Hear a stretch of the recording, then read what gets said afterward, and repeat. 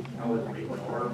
Thank everybody for showing up. I know it's gonna be a little inconvenient with the mask and everything. If you can't hear, let us know.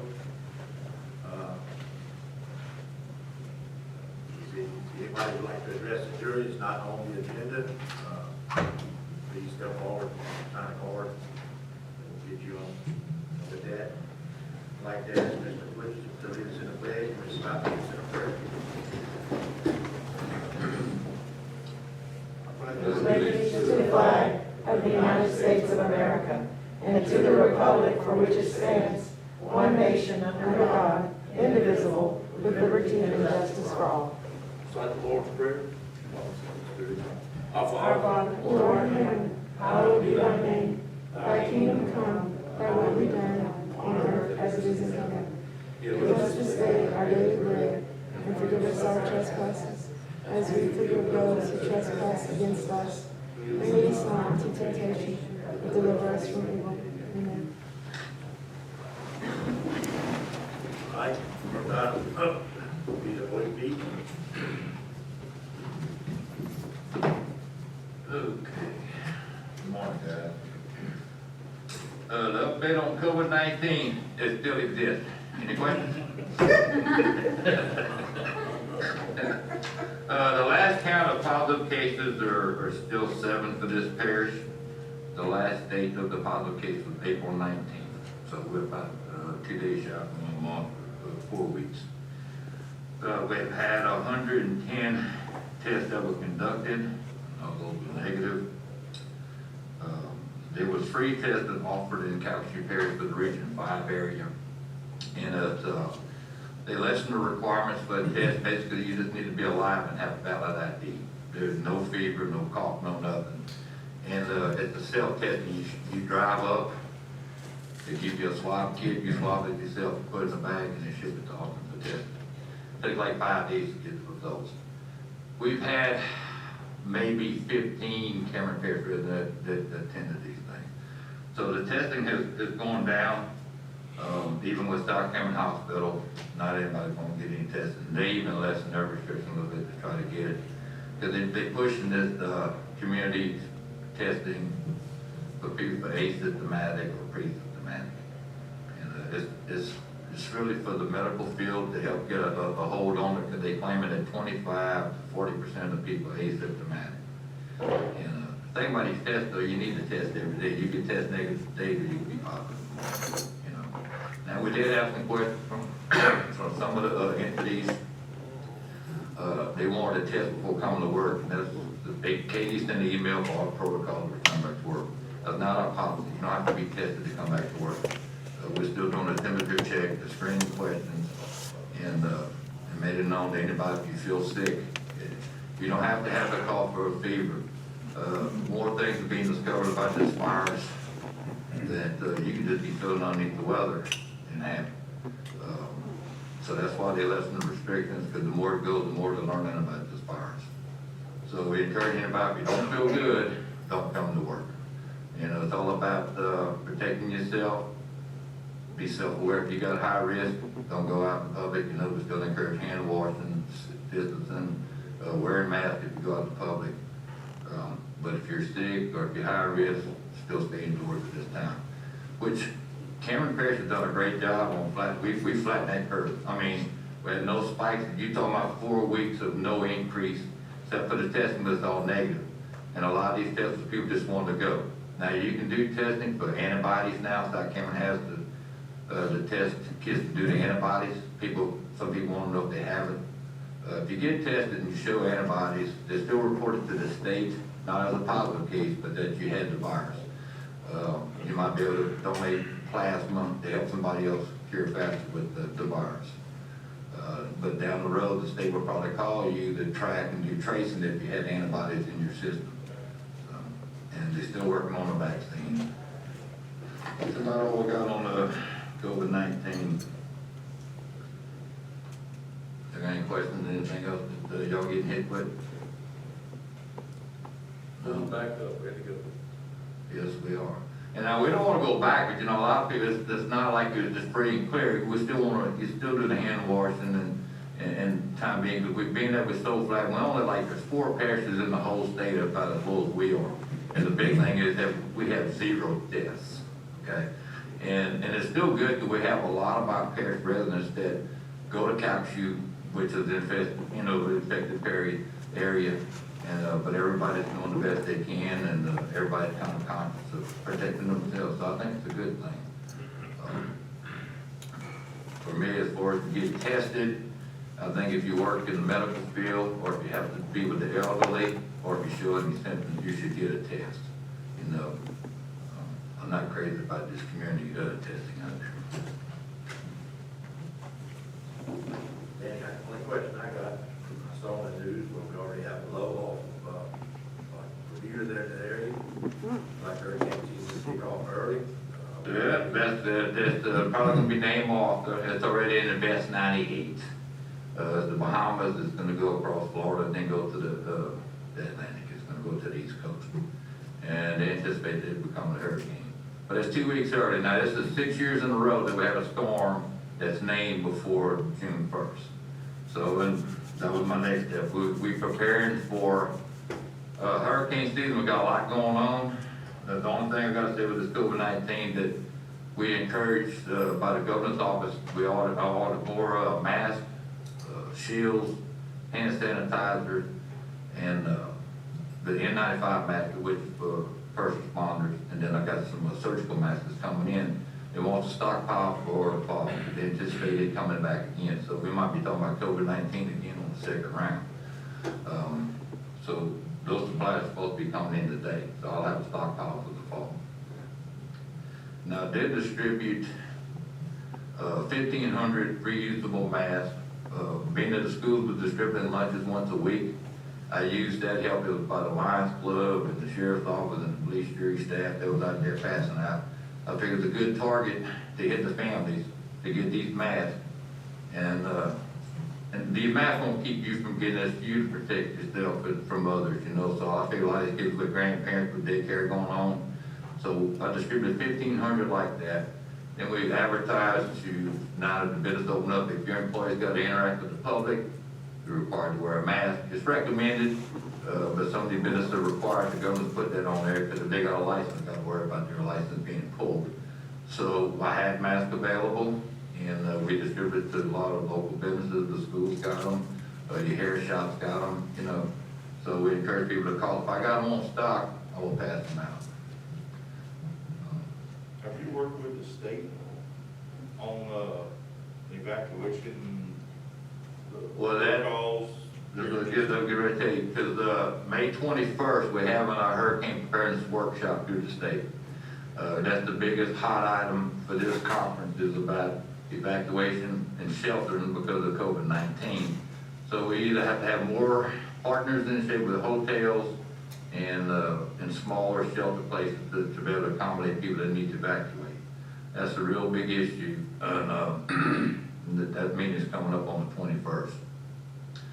So we're all kind of concerned with that, because I'm afraid that if there's no place, people won't, even though the storm, they're gonna tend to want to stay home and not go out, Well, I mean, you can't blame them. No, and that's what I'm saying. So we're doing our best. The state has a shelter task force.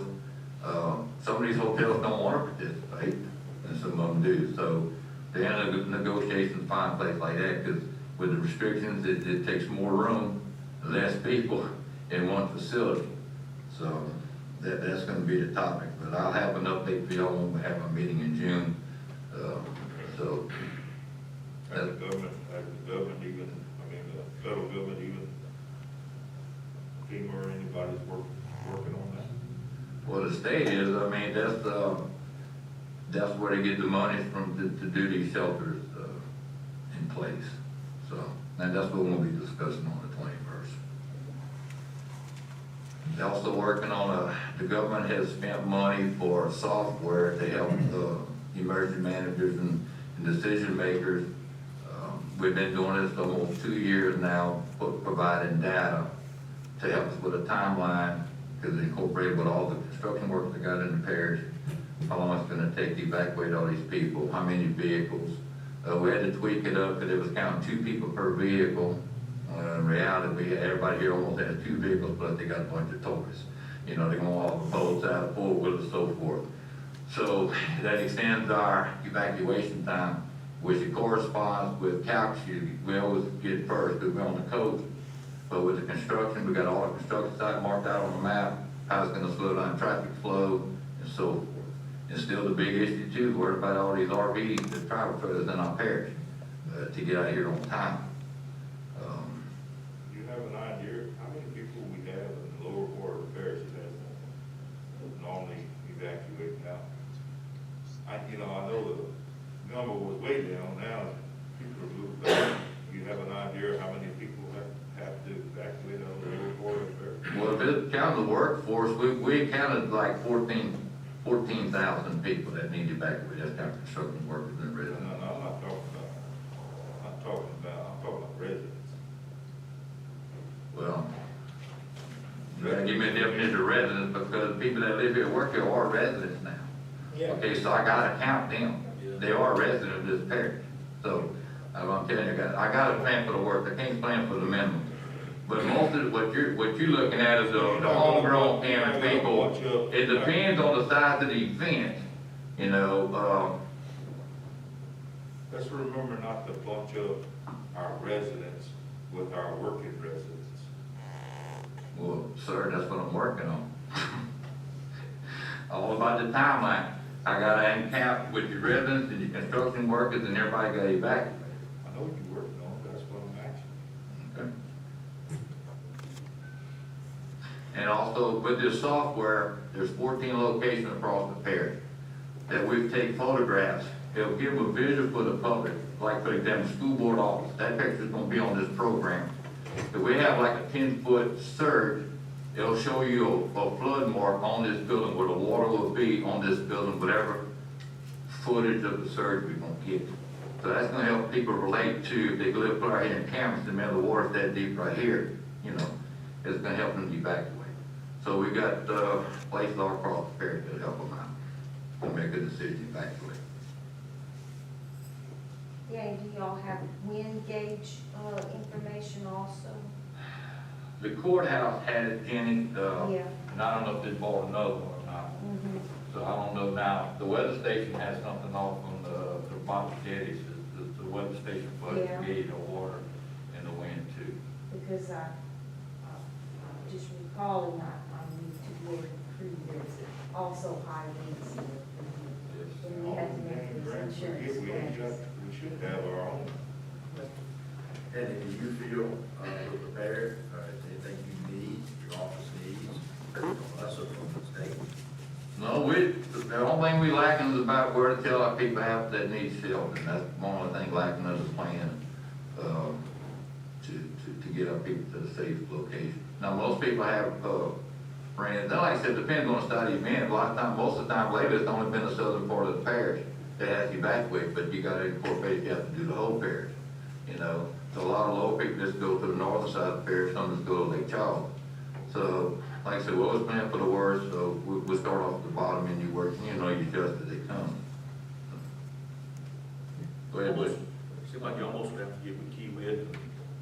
They do, we do, we all got a plan, matter of fact, I meet with Cameron and G, Stevie called me yesterday, because every year we do a hurricane preparedness plan. I get their timelines, how long it takes for their, the workers to get out, construction companies, you know, have to lay down the equipment.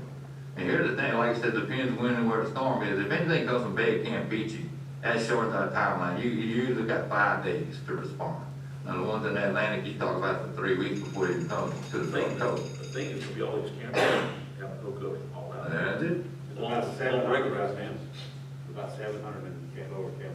Let's put it. They're not gonna move them, they're gonna leave it sitting there. Well, that ought to be, you know, you ought to be able to work a deal out with these companies that mandates that people to take their campers out. Well, we encourage that, yeah, and that's part of the permit, that when they get it, gotta be, road ready to evacuate. And, all the industry with the contractors, that we encourage them to tell the employees and they need to evacuate their RVs also.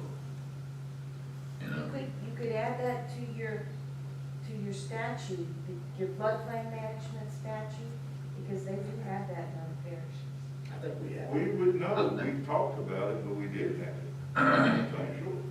Yeah, I don't think we got it, man. It's with the permit, right?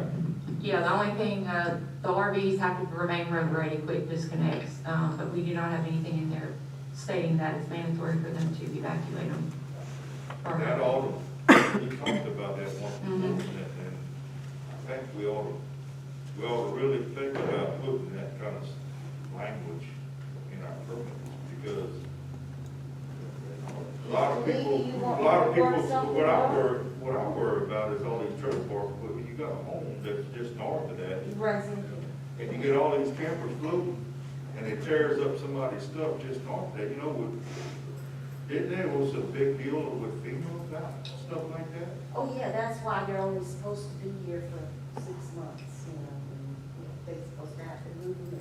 They have different stuff in the other parishes, you know, we try to put some things together for the, see, maybe to add to the permit, or even to add to our statutes and if we require, of course, you know, I mean, if you you have- have to do it, what you gonna do? Right, I mean, you have a lot of personal vehicles, residents leaving their vehicles here, I mean, that's just like campers, so I mean, Who's gonna police? Yeah, it's gonna Tell be, everybody. I mean, it's good to put it as, you know, an advisory and, you know, but to enforce it, it's gonna really be hard to enforce. Because, let's just say we call it, You can't enforce it, but you can sure have it, because. that's what I just said, you can put it, and it might deter some of them to do it.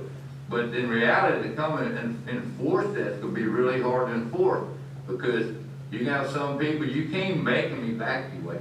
You can do what you want, they can't leave their house, you can't make nobody leave. Now, But I think what Mr. Lee's saying is that if it were in the permit or something saying parish ordinance so-and-so requires you to evacuate in the event of a mandatory evacuation, they might be more likely to do it. Certainly not gonna I make less mean, people you're do it. not gonna get complete, cooperation, but at least somebody, that, one of our residents that has just built a $200,000 home way off the ground, has something to say, well, if you'd have had something in the ordinance that camper was required to move out, and they come here and destroyed my home that I elevated and did all this, at least we got something in our ordinance saying, no, they were supposed to have moved it out.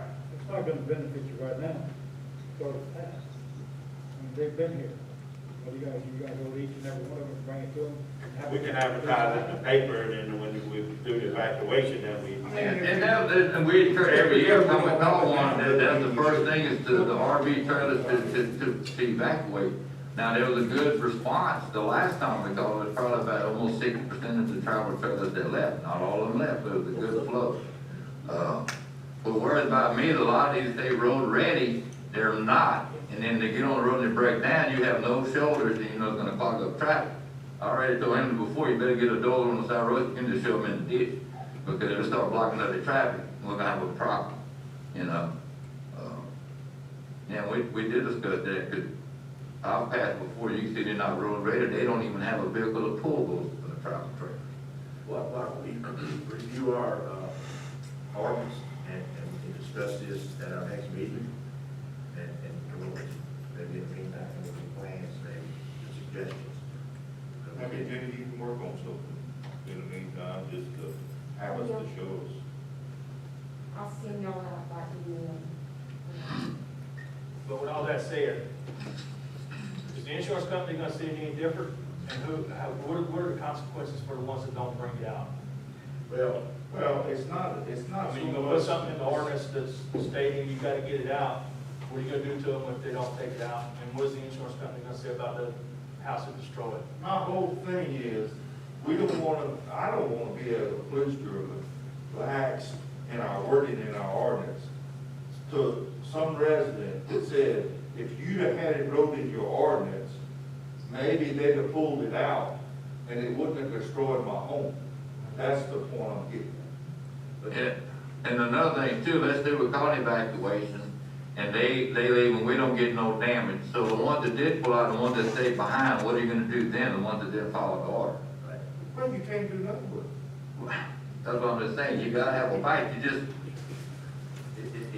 an ordinance without a friendly clause? Because it is a How many problem. ordinances we got, we don't have no bike to it? Huh? How many ordinances we got in this parish that don't have a bike to it? Well, they've been- But at least we got wording in our ordinances that says you gotta pull them out. And how that's gonna benefit if you have an ordinance and it damages a house? You know, what I'm concerned about is Simple that matter. FEMA's gonna, next time FEMA's gonna say, look at all this damage caused by RVs running into houses, you can't have RVs down here. That's right. You know, that could happen, that they could say you cannot have RVs in a flood zone. So that. But if you got it wrote in your ordinance, Say, well, we You can can't say, help look, it, they didn't we comply, voted we it on. had, you know, so that, I think that would help. Yeah, but us. you can't, you have to enforce the ordinance, because if FEMA says you got an ordinance and you don't have no documentation that you enforce the ordinance, you gonna, They talked a long time about not letting us have RVs at all down not only here, the whole Gulf Coast, Right. but what's gonna fall too. But our concern is that all these RVs, it'll be a debris fall on the parish. That's what we've been working on this for 3 years to try to come up with something to deter it, and the kind of a hands are tied. But if you have an ordinance, FEMA does that with all the rules here, if you put a rule and you don't enforce it, they're gonna jerk it out from you. So you're gonna have to have some type of documentation to show that you're enforcing this ordinance. here. Well, I think all we have to do is show that we are requiring them to do. They can have. You know, if there's an evacuation order, we are gonna have a lot of other things to deal with. But I think where we really gonna get in trouble with FEMA is if we don't require it, if we don't have something saying, you're supposed to do that. I think that would help. It probably would help, but then you got a lot of movables out there. You got trailers that people leave behind that they cause a lot of damage too. You know, people that leave boats, trailers, Yeah. cars. So it's another movable, so I don't so understand. let's not do nothing. That's what you say? So let's just not solve let's not just try to help nothing we're trying to do is, so because we got boats and we got cars left behind, let's not do nothing. What he's saying, if you put an ordinance, you need a bike, okay? If you Well, put put a bike in it. Right, if they don't pull it out, they're gonna get fined $200 when we get back, There you go. something like that. What he's saying, you gotta have a bike, you just can't put an ordinance and not do that. And if you put it, then you have to, because there's gonna be times that people won't pull it out unless we don't get anything.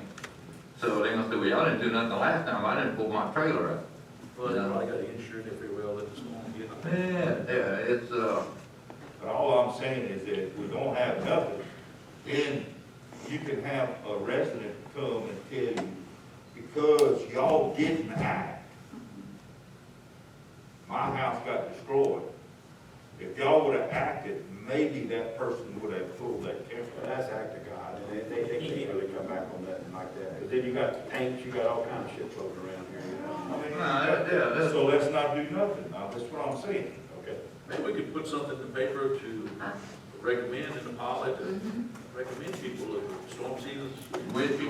and that's every year. That is the first, issue that I put out about all movables and travel trailers. You know, the lights people don't way up north or wherever, they need to That's grab right. on, get head north with your trailer, get out there, you know. When y'all put that ordinance, y'all put that word in the paper saying, look, if you got an RV, pull it out. You need to pull it out when you got an mandatory evacuation. Okay, well, I At think the that, same time, you can put, and if you come to the beach, take your trash back with you too. 'Cause I'm tired of picking it up. Ms. I mean, Jones that- offered to kind of draft out a potential ordinance change, and maybe you can include some fines or fees to be assessed to them. Most of the trailers are supposed to be registered and licensed right there, so it would be really easy for the sheriff to enforce. They write down a license name, license number, and track it down, and you could send them a fine in the mail. So let her do what she offered to do and get us a draft together, and then you guys can consider it at the next meeting and officially vote on it, because it kind of seems like you're debating and we're not really getting anywhere. So let's get some options on the table, and then we'll consider it maybe next meeting. Does that sound good? And then, in the meantime of doing that, take consideration of the local people that's been here for years, that does not pull their camper out, you're gonna fine them. Yeah, well, the rules apply to everyone, so we'll get some options Run though. your people out. Ms. Johnson and I will work together on it. We'll try to get it together before the next meeting for you guys. Be sure to find some official. Okay.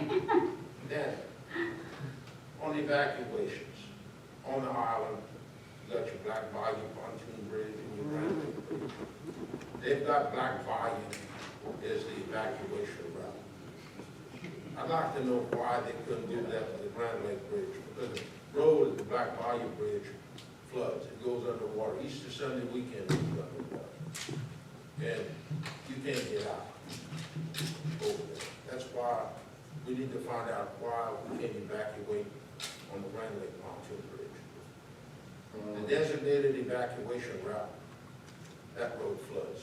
Is that DOTD does that? Yeah, That's the that, state. and, but as of yet, they never closed both of them. Because this floods on both of them. You flooded Boone's Corner in the same way you flooded Black You Bayou flood over Bridge. there when you don't flood in Boone's Corner.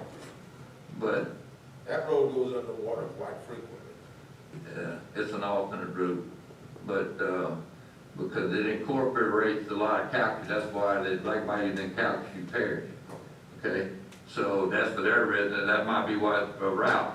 But so far, as long as I remember, that both bridges was over, if one shut down there, but they ended up both shut down.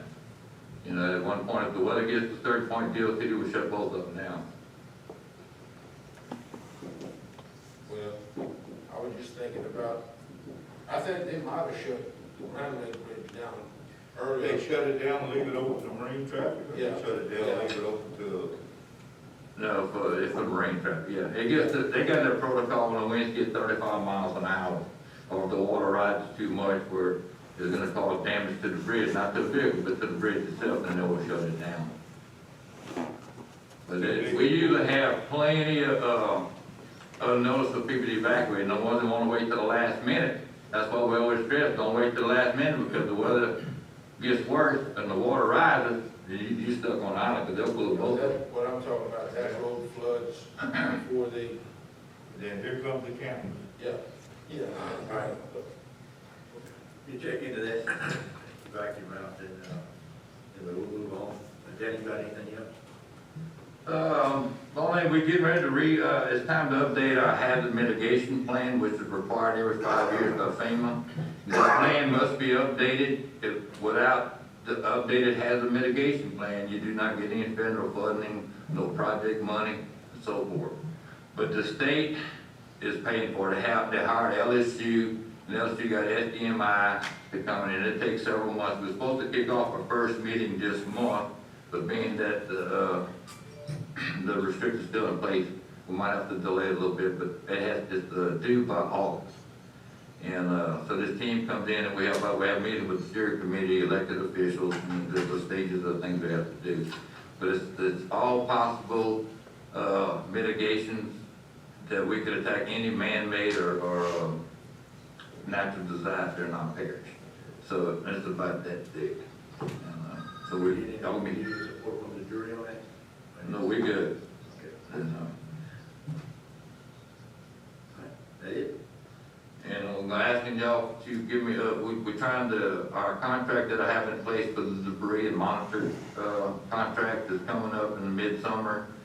And, it's time for us to renew it, so I'm asking y'all to get the authority to advertise to get these companies back in place. It's good to have, because you don't want to wait for a storm to start doing procurement. And plus, the other benefit too, if you have these contracts in place, it lessens your share in the money, like right now, like 75-25, but if you have it in place, it might be 90-10. So, They doing the camper trailer? say again? Doing the camper trailer? That's basically all I have. Okay. Any other comments? I have a few if no one else has questions for the staff. So Danny mentioned the masks that were distributed. The official count for businesses was 1,000. So we're going to go ahead and submit those all those numbers to FEMA, see if we can get reimbursed for everything. But I think the private businesses were very appreciative. This is at least one cost that they don't have to be concerned about, and especially when they're trying to reopen after being closed for so long. We have an announcement that Claire's going to make. in a second, so I'll go ahead and call her up, and while she's walking up, I just wanted to go ahead and on the record, make sure everyone knows today's our first official day is Tier 2. So, our police jury offices are gonna be open, just to staff only, 4 days a week, and staff will work remotely on Fridays, and the offices will remain closed to the public, and we are looking at moving into full normal operations on June 1st, but that decision will be made next week. So, Claire? Oh, cool. Just to clarify, am I making an announcement about fisheries facility or? Yeah, Or I didn't know if it was the other item we talked about. So thanks for this, Daryl. I hadn't seen it yet. So the announcement that Katie mentioned is that Tommy's Seafood is operating in the fisheries facility. Yeah, right? It's been a long time coming, and we're really excited about it. Everybody is. As we mentioned before, I think Katie mentioned that we would be having a grand opening celebration. We still want to do that. We're going to make sure that it is a time when we can all get back together safely. So that's on the horizon. We're really excited about this happening. And so this is what Daryl handed me is a message from Shallon DeLone, who, as you remember, is the vice president of Tommy's Seafood. He actually addressed you at one of your last meetings where we were all here. His email says, just a quick update. We officially opened last Thursday buying crabs. To my understanding, that first day they bought 1,100 pounds of crabs at the facility. Yesterday, he says, we unloaded 9 crab fishermen and more are coming every day. We're also purchasing freezer boat shrimp from Neil and Joe Higgins, which I am especially proud of, by the way. In addition, we are providing the fishermen with much needed supplies such as ice fuel, which is coming from the ILM dock next door just to the east of the fisheries facility. And he says bait, etc. In the final paragraph, Shallon writes, we will be ready to purchase fresh shrimp when the season opens on May 27th and are looking forward to continuing to serve the fishing community of Cameron. Thank you all for your assistance throughout this process. And he's attached a photo to share with the police jury for the shrimp that they unloaded last Friday. Is that the one with Neil and Joe? So I have it on my phone. Neil sent it to me. I sent it to Katie. I sent it to Jay. I sent it to everybody who I could think of. The photograph. Yeah, Daryl can send it to the jury and the staff. I think we should be very proud. There's a whole pallet full of shrimp. Shallon's got his thumbs up, and you can tell through the bags of shrimp that the shrimp are bigger than his thumbs. And that those who are selling to him have told me directly that they feel like he's treating them very well.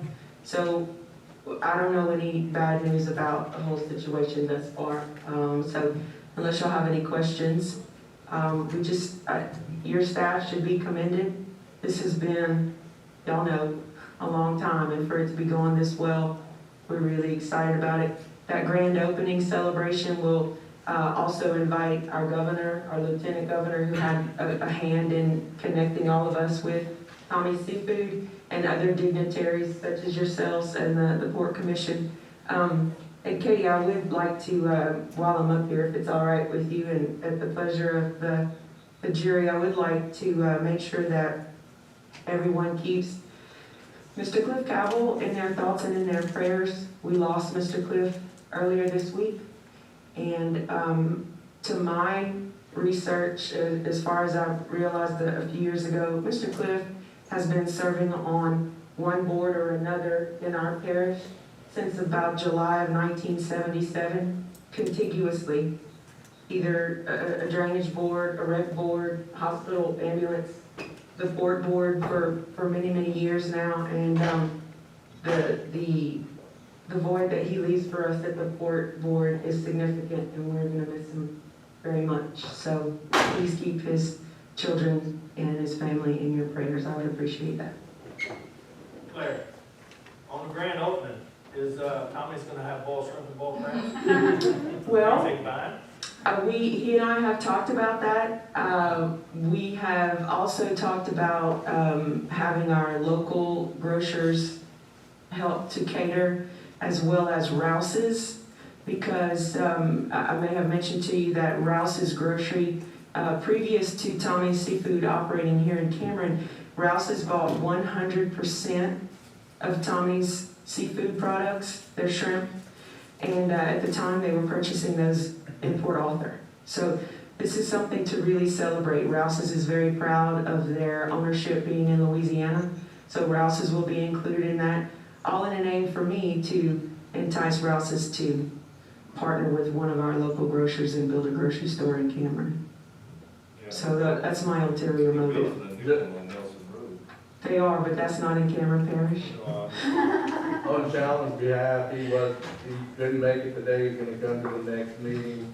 Honestly, he couldn't make it because he is in Cameron, and he said they just had a load of crap that they had to get out. He works. Apparently, he's doing Yeah. it, he's in there pushing it himself. So, Yes. And he will be here next month's meeting. thanks, Daryl. And I would ask Kevin Savoy, if you want to mention anything about your and Tommy emails communication with Tommy's Seafood and some of the partnerships that we're already working on. I don't want to put you on the spot, but you do really well when you're on the spot. Yeah. Thank you, Claire. And, this has been a long time coming, as you all know.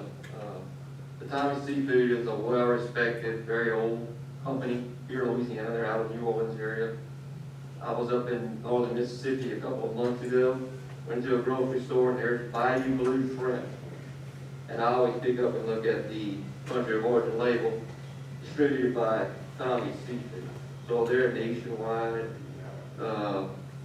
just as big in the seafood industry. And hopefully it'll be a little boost to our economy. You know, get some other things coming through here. Different vessels come in, need supplies. So it's just sort of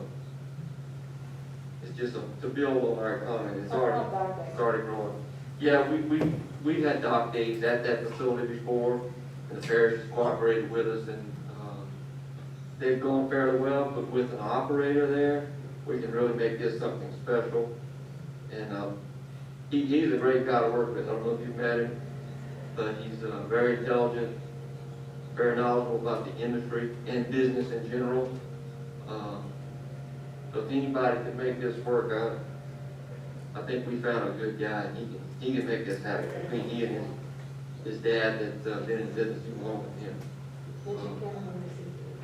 Yeah, we're trying to encourage them to participate in Cameron Direct Seafood, which is a website that we operate where folks can go in, who have product, want to sell, they can advertise on this site. We also have an associated Facebook page, and if they do post there, we can blow it out to thousands of people immediately. And we do move some product to people that way. And it helps them get a little better price for their product. And right now, shrimp distributors and processors are backlog. I'm hearing stories of big offshore vessels out of Intercoastal City that are tied to dock because they made the first trip out, came to dock, unloaded everything, and they can't pay. Because all the product is stored in the facility at Delcom and Intercoastal City. The processor has not been operating, shut down because of COVID virus, workers aren't coming in. So everything's backlogged. Well, all that product has got to start moving before they can buy any new one. And we're set to open next week in the eastern part of the state and on the 27th here in the west. So there's shrimp being landed and have nowhere to go except two direct markets. And we're fairly fortunate here. Most of our shrimpers do take off those big shrimp and they direct market them. It's a really good product, whether it's fresh or frozen, quick frozen, and they're able to move it. And other places in the state that had this tremendous volume, those folks are tied to dock with no way to pay for their product they just unloaded. And when they come in, they unload 50,000, 60,000 pounds at a time. So they need that money to resupply to make the next trip and their kind of stuff. So it all needs to get rolling for that industry to get moving. But yeah, we're excited about this, and we're ready to step in and help Tommy's Seafood any way we can. I have one last item, maybe that's okay. So continuing about Tommy's Seafood and the fisheries facility here, you guys may have noticed, or travelers at the Y on the way from Cameron to Creole, the 12,500 square foot restaurant that is being built. That's called Cameron Landing. And the chief operations officer, which is also the chef, brilliant guy named Yaman Slay. I've been communicating with him. He's visiting with Shallon DeLone with Thomas Seafood as well, so that they can source as much of the product that they're gonna prepare at that restaurant from the fisheries facility and our other crabbers, shrimpers, oyster harvesters, and otherwise. We're also talking about cattle for preparation at that restaurant, rice, any product that comes from Cameron Parish. We at the port are working with the restaurant owner and the chef on their menu items so that we can source as much of it as possible from Cameron Parish. So if you know somebody who would like to be able to sell whatever their harvest is here in Cameron Parish, that Cameron Parish agricultural folks or fisheries folks, please get them in touch with me, because we want to provide. We want to see our local folks selling to that restaurant and others, rather than knock against a company like Cisco, but I don't believe any Cisco items are sourced in Cameron Parish. So I'd like to see those products that are in our parish being eaten at restaurants in our parish. So we're working on that as well. Thank you. That was my thing that I had. I want to just make sure that our locals are being taken care of as well. And that's what we do this for Cameron Parish. That's right. As long as they take care of them, I'm just happy as I can be. One shrimper said to me, they're treating us really good. Oh, good. Good. So that's all I can ask for, I think. Thank you.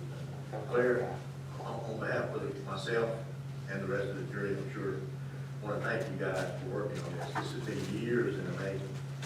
You guys, the board, our staff, I mean, there's so many people that have a hand in this.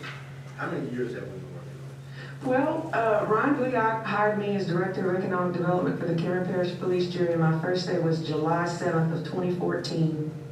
And about a week later, some of y'all were driven, and some of us walked over to the facility, and we had a party to celebrate the end of the construction of the actual structure. So that was July 2nd, 3rd week in July of 2014. It was going on a lot longer than that, though. Right, that was just the day that the folks from the Office of Community Development, like Pat Forbes and his staff and the other funders, came to celebrate the end of the shell being constructed. Right, so, and it had been going on, Years. Yeah, it was Hurricane Rita funding initially, so you received it in 2006 and 7, you did the application. All I'm saying is it would have been so easy to throw your hands up, the court to give up on it and say, hey, this is just too much trouble. But thanks to y'all diligence and dedication, we've got this in our parish. I hope it's going to be a shining star. yeah, I don't know 3 more hard-headed people than Katie, Daryl, Jenny, and Ryan, so, it was gonna happen. We weren't gonna stop until it happened, so, Thank you. thank you. Okay, any other comments? Okay. I don't have any comments unless you want to discuss any agenda items. We'll review the agenda.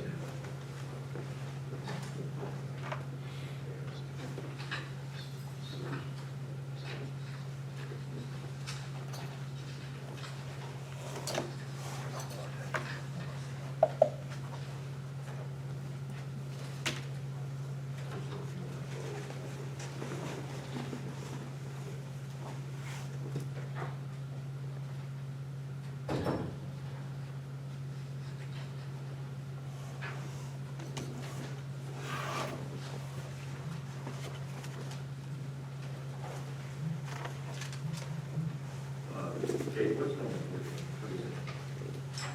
on? Okay, so that is the second stage of accepting funding from FEMA for PW. So anytime we have a declared disaster, we file for an RPA, saying that we want to receive FEMA PW funds.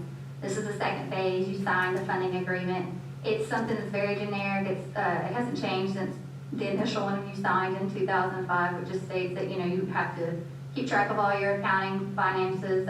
You're responsible for anything that's deemed ineligible. You'll have to return the funds if you're overpaid for anything that's deemed to be obligated past the date of the disaster. So that's what that is. We usually all of our hazard or overtime pay that is paid out during the declared disaster, we get reimbursed through a PW, an emergency PW.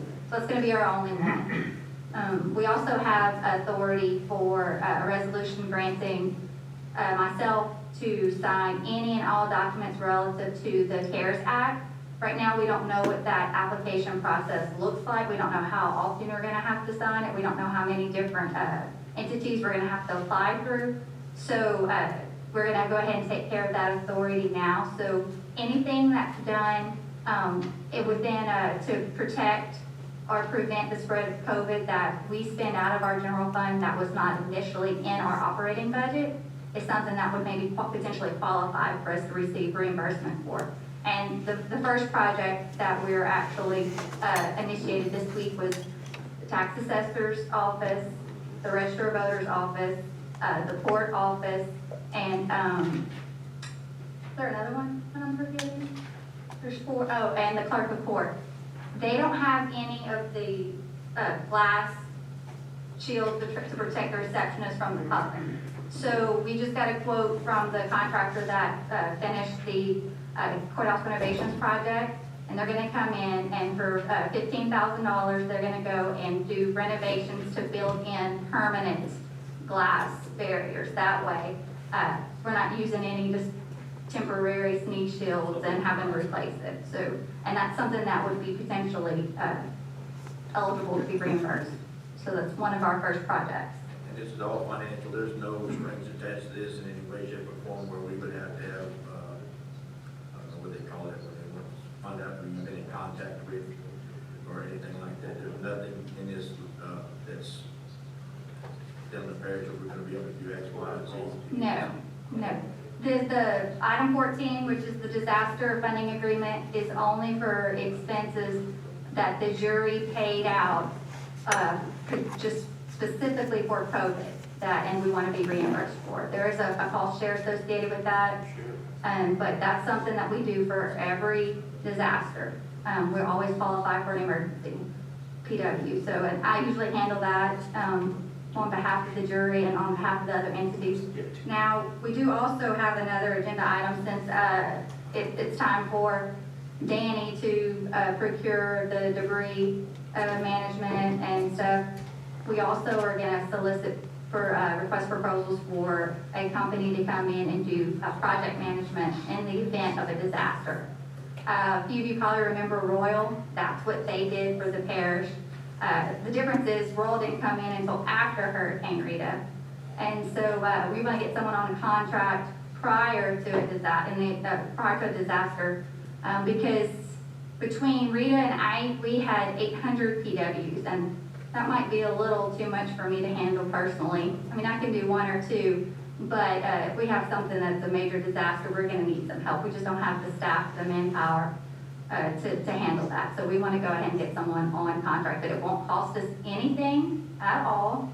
And then if a disaster does happen, we can call them and everything's 100% funded. Just the 3 things. It's an RFP for this. They're going to submit their proposals. We'll have a scoring criteria. Something that we just did actually for the hazard mitigation project 2 months ago.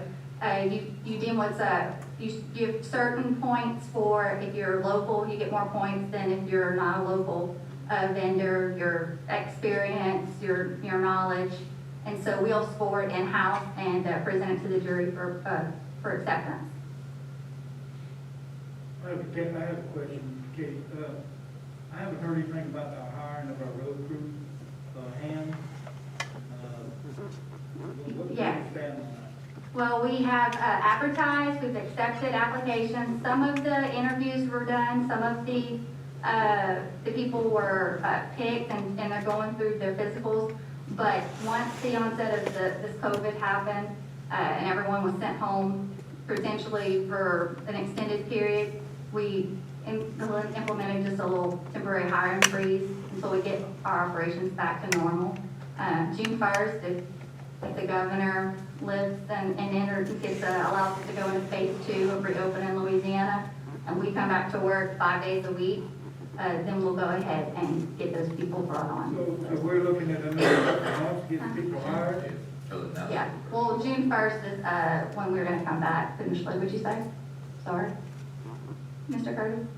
I'm just saying, I mean, this has been several months now that we've Yes. been waiting on this. I'd like to see that move forward. We have every intention of moving forward. I know Hackberry is definitely shorthanded, and so we're definitely gonna move forward. As soon as we can get a better understanding of what's gonna happen with this. The last thing we wanna do is to bring on 3, 4, 5 new employees, and then they shut the economy down and everyone gets paid to stay home again like we did the first round. And right now, we're not that impacted, economically speaking, Cameron Parish, because we operate on a sustained, like a very reliable revenue source, which is ad valorem tax. We're not gonna see those hits in our revenue sources like other entities that have their sales tax that took a pretty big hit. But that's right now. If this is something that would potentially drag on for years, there is a chance that the ad valorem tax could be impacted because the property values are impacted by the COVID, and then our ad valorem taxes have to be rolled back. Then we would be looking at potentially not layoffs, but not hiring anyone. That's not something that's out of the realm of possibility 2 years from now. We're not there now, but we just don't really know. And those 4 people that we brought on now could be the difference 2 years from now from us cutting everybody's salary. So we just want to make sure that we're being cautious and we know exactly what we're gonna be dealing with the rest of the year and what we're gonna have to be dealing with revenue-wise 2 years from now because of the COVID and how it impacts our ad valorem tax. And then we also are gonna lose a lot of our state shared revenue source. I mean, the state right now, they're looking at $1 billion deficit of revenues that they have projected. So the first thing they're gonna cut is their shared revenue that they're giving to all the local entities, which is our severance tax and our parish transportation and road royalty taxes. It's about 1.5 million right now. That's what they give us. We could lose potentially. What's the status of Hackberry now for its employees? Maybe Ms. Emily can answer that. We have 2 employees. We have borrowed one from Johnson Bunny. So you actually, yeah, that's what I'm talking So about. we have 1 foreman and 2 people, two workers, because we borrowed one from Johnson Bunny. Now, come Monday, everybody's back to work, right? Monday, everyone's back to work 4 days a week. So road crew will be back cutting grass 4/10. Well, Yes. do you have people you could send to Hackberry if they get in line? She's been doing that. No. She's been doing that. Okay. Yeah, we've been moving them here and Just there. right. It's a big area, and we cut, that's one of the areas that the state pays to cut the road and stuff, so it's just, it's a little bit slower on anything we do. Yeah. I mean, we're ready to move forward though, Mr. Curtis, on that. Hey, any other questions on the, Hey, 18 and 19. So 18, this is a resolution of support for Quipper Priority Project 30, which happens every year. And on April 6th, the Quipper Technical Committee held their virtual meeting to select these 10 projects. There was 22 nominated projects, and for phase 0 analysis, they select 10. And we had one in the Cal Sabine area, which is the East Prone Marsh Creation and Terracing Project, which is located on the eastern side of the Calcasieu Lake. The project features include 435 acres of marsh creation, 25,000 linear feet of terraces, spray dredging of these existing bayous that will nourish 127 acres, and which will restore the hydrology. The borrow site is Calcasieu Lake, and the cost estimate of this project is approximately 35 to 40 million. So we would just like support from the jury to submit to the members of the Clipper a technical committee and task force meeting to support phase 1 of this project, to bring it into engineering and design. And these, out of the 10 projects, 4 projects will be selected at the winter committee meeting, which is held in December. So, which that resolution of support will be brought there, and we will also provide public comment at that meeting. So this is totally on the reserve? It's on the Cameron Prairie National Wildlife. Is that it? Would you say most of it? Yeah, there's a lot of it pumped on reserve, right? Yeah, it's all It's all on the reserve? Cameron Prairie National Wildlife Refuge. Okay. Yeah, I sent y'all, I think you have a map in your folders. I can't. You got a map. You got a map in your folder of the project and the map location. I seen the map, I just wanted to make sure it was all on the record. All right, any other questions on the agenda? 19. 19, that's the NAPA grant for the Kings Bayou structure. This is a Ducks Unlimited actually submitted this proposal, which this grant does have a match partner, which will be the Gravity Drainage District 4. It's asking more structures. Right, it'll consist of 4 60-inch diameter culverts. Just right by that pole. Yeah, the area currently has insufficient capacity to drain the marshes, so, Probably on the other side. Well, that's on one side of the road. All right, any other questions on the agenda? I have a question for her, Tara. uh-huh. Have you made any headway with the Corps about getting records and stuff, or, I know we've been through it. Yeah, I haven't received anything yet. Congressman, they still haven't submitted anything, but I have submitted an email, and he said they were getting everything together, so. Who's that? Congressman Clay Higgins, Yeah, I talked to his representative, right, and we had a good conversation the other day. She just yeah, they did, called up and I got her contact information and all of that. I told her we just really wanted to find out, a history of that, mhm. Watershed and see what we can do for us, trying to get that water down, get that thing dredged out, get that water down. Yeah. And that has a big effect on everything. Uh-huh. It has a big effect on the whole, we're doing projects, in the refuge, that has an effect on that, or back in that real watershed, it all connects to them coastal waterway. So, I mean, it has an effect. Yeah, I mean, we are, I'll be making, Touch public, base. yeah, I'll, Appreciate it. We're probably gonna do that quite regular. Mhm. oh, that's fine. Okay. I will. We've run over a little bit on this meeting, so we're gonna take a 10-minute break, and we'll come back and let